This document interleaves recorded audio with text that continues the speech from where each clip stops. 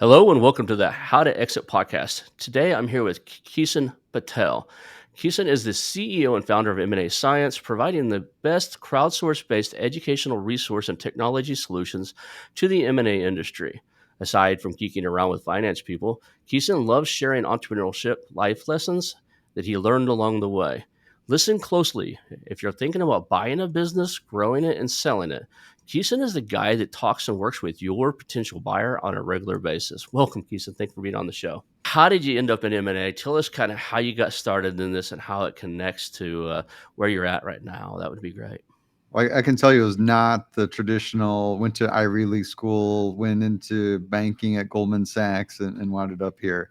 In fact, it was the opposite. I failed out of undergrad, like literally with academic deficiency, had a very short attention span, struggled, and found myself in a tough spot, but aspired to get into real estate, thinking that was my path forward to find success. Found out I was terrible at selling houses, couldn't quite make the emotional connection with those type of sales. Wound up in a little startup that was building a boutique M&A advisory practice and got my start there. Worked with that firm for about a year. Wanted to go in a different direction when it came to strategy and areas of focus. Started a practice at a pretty early age, around 2003. Built that up over a decade. Ended up working with a focus in hospitality for most of that time. Started small private assets. Got up to working with larger corporate chains like Kimpton, Extended Stay America, La Quinta, and then went into the financial institution, working with community banks, helping big banks buy little banks, small banks sell. And that led up to the recession where I felt like I hit my wall in the advisory side because you're always living deal by deal. Wanted to do something different, got into the tech area, found myself in the startup that didn't pan out the way I wanted to, but it exposed me to the way software engineers were utilizing project management tools. I thought this is really interesting and something that our industry needs or M&A needs, and started a company, DealRoom, in 2012 with the goal of bringing that project management functionality into the industry. Learned a lot of hard founder lessons and building a tech startup over that following 5 years. I think for me, what's on top of mind specifically within that is that go to market integration, because each company has a unique way of going to market and bringing that together. It seems like that's the fail point. When you model out synergies, we're going to acquire this company, and you can't just buy a company expecting it to make money and things are going to be fine and dandy. Not in this market. It's a hyper competitive market. You have to do things to create value on top of that. And that's how you're going to get that valuation number for a successful exit. So with that, there's obvious cost synergies. If we don't need two CFOs, two accounting functions, two support functions, we can combine them. Likely, you're going to eliminate some roles in systems, and that's going to allow you to capture it. Pretty straightforward. People tend to go right after that. It's the revenue synergies that get really complicated because your go-to-market motion is across functions, and getting that alignment to come together is where things go awry. I think that's one of the more difficult parts. And I think even for myself, I've reached out to some of the best in industry, and they still have a lot of uncertainty that, hey, we're still learning this. We're still trying different things and figuring it out. So I think for myself, the big top of the mind area is understanding this go-to-market integration, really trying to synthesize some learnings and see what kind of adjustments can be made to capture more value and make M&A more successful. Is there a process that you've already, like you mentioned that you talked to a bunch of people? Has anybody kind of got an outline to say, here's how you figure out what the current customer experience is, what the expectations from the customers are, right? And then, how do they align or how do they overlap and where's the gaps? Is there anybody out there doing that? So I would say it starts with there's a leadership alignment component, right? The leaderships of both sides align on what the goals are. Because if you don't have that, then you don't have a great start. So that's the primary. Is the strategies, are they aligned on it? Do they have some pillars of goals, what they're trying to achieve, how they see go to market coming together?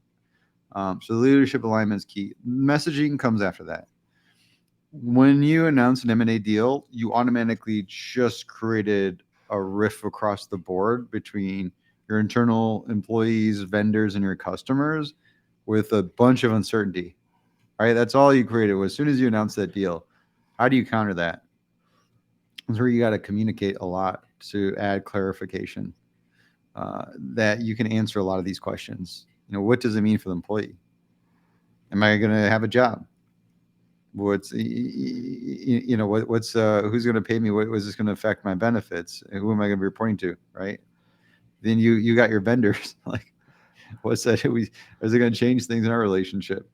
And then for the customer as well, how is this going to impact them? They have to have concerns about the way their service is going to be changed. Can we talk about like the valuation model, and does the integration, or how well they believe it can be integrated in?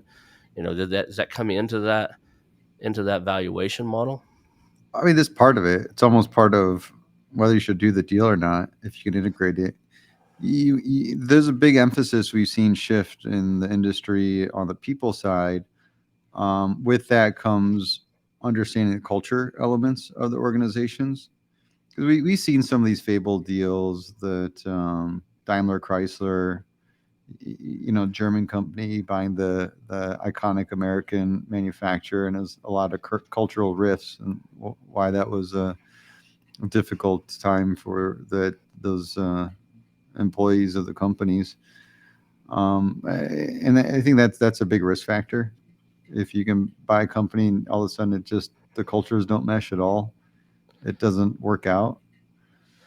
So I think emphasizing that becomes a bigger thing earlier if you can get an understanding. Sometimes it's between executives talking about values and what does that actually mean. We start talking about values, you expand into these things that help you understand cultures of the organization, help you understand the leadership approaches. It was one organization very top down versus bottoms up. That's not going to blend well together. We're gonna have to change it anyway. Some percentage of the people that we're working with already, that we're buying or acquiring or rolling in, use that, right? So why not pick something that's most aligned with our potential suitors? I think the culture has to be done there too. What's your If I was going to sell a company in 2 to 3 years, there's those little things of cleaning up ops and books and stuff. But I would start courting some of those potential acquirers. I mean, a lot of these large corporations will have a department called corporate development that's responsible for inorganic growth activities, which majority entails acquisitions. And that's their job, is to know the market, know when opportunities may arise for their organization. But to even make that introduction and saying, hey, I see what you got, your company's there, and wanted you to just to know about us. A lot of times you can even just talk about informal, wanted you to know about what we do, but even explore potential partnerships.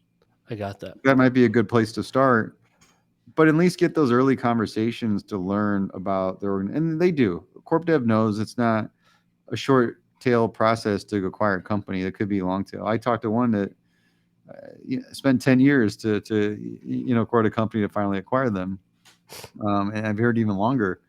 But so they know. And we've got it even in our space. I got the corp dev folks of potential companies that acquire us. They check in once a year. They want to know how we're growing, what's that looking like, what's shaping, and the timing's right. Yeah, we may make something happen.